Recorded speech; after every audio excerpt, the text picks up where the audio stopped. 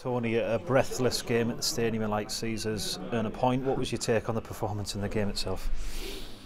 Well, it took us 20 minutes to get started. I felt it's a really frenetic spell that ended up with 2-2 in a 10-15 minute spell. It's they're a good team. We said that. We'd been watching them. They play through you. They give us problems. We didn't quite get the press right. If you compare it to the Burnley game where we got the press perfect from the front, went to jump, went to stay, went to deny them passing lines. We didn't quite get that right tonight, and that gave us some problems. Once we did sort it out, we looked really dangerous. Scored some goals, looked like we'd won the game. Last kick of the match, naivety really of giving a penalty away, and I think I've said to them there, it's almost like we're learning on the cold face. Really, we have to learn our jobs. Experience tells you when to tackle, when not to tackle, when to stand up. Let people try and beat you. Don't put a leg out and let somebody go over a foot, and the referee has a decision to make. So, yeah.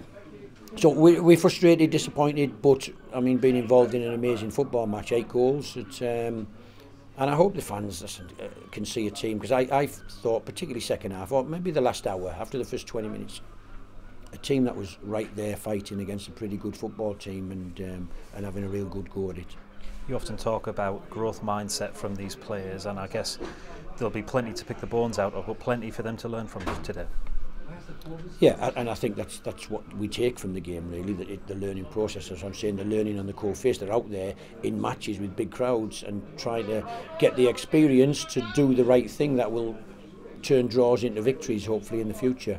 But they have to learn fast, of course, and by playing football matches like that, they will learn, and we hopefully the team grows, the individual players grow, and we turn draws into wins, as I say, as we move forward.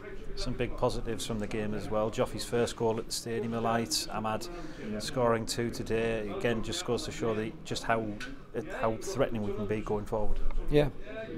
The keeper made an amazing save at the death as well. I think it was Trey, wouldn't it? I mean, because Trey obviously made an error for one of their goals there. He thought it was gone out and the boy wrapped it in the top corner, but looked like he might have scored a goal that might have put the game to bed, and the keeper made an amazing save. But yeah, listen, it was a good game. I said to Liam after the game, maybe no team deserved to lose that game, because both teams were involved in a really good game of football, and I'm not sure either of us have got huge aspirations.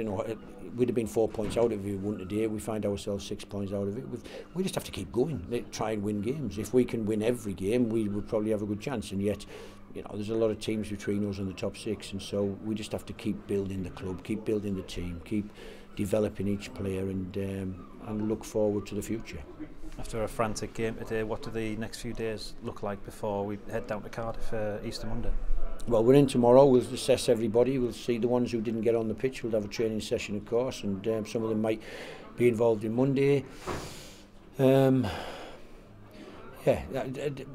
was a disappointment for us today. It looks as if he's going to miss a couple of weeks, and so we've got 1 or 2 issues, I think, in my mind for Monday. But we'll try and send a team down there to be really positive and see if we can get 3 points.